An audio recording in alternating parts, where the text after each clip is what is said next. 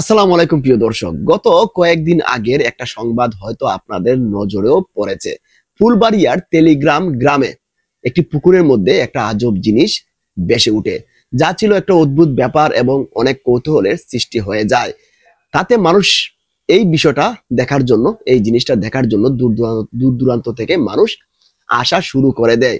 এবং এই যে পুকুরের মালিক, তিনি একটা সিদ্ধান্ত নেন, তিনি এই পুকুরের পানি বিক্রি করবেন। কারণ এই পানি পান করলে নাকি রোগ ভালো হয়ে যায়, মানুষের মনের আশা পূরণ হয়ে যায়। তাই এক বোতল পানির দাম 25 টাকা। দূর দূরান্ত থেকে মানুষ এসে এই পানি নিয়ে যাওয়া শুরু করলো। ব্যাপারটা খুবই অদ্ভুত ব্যাপার ছিল যে এই পুকুরে পানি পান করলে মানুষের রোগ ভালো হয়ে যায়।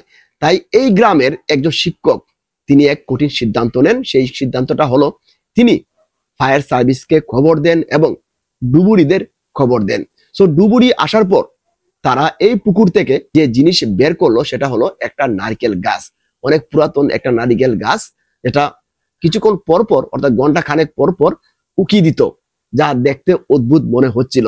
সো এই ব্যাপারটা একটা অদ্ভুত ব্যাপার হয়ে গেল যে আমরা হুজুগে বাঙালি যেটা দেখি সেটাই বিশ্বাস করি, কিন্তু বিশ্বাসের আগে যে আরো অনেক কাজ করতে হয় সেটা আমরা সেই মুহূর্তে ভুলে যাই।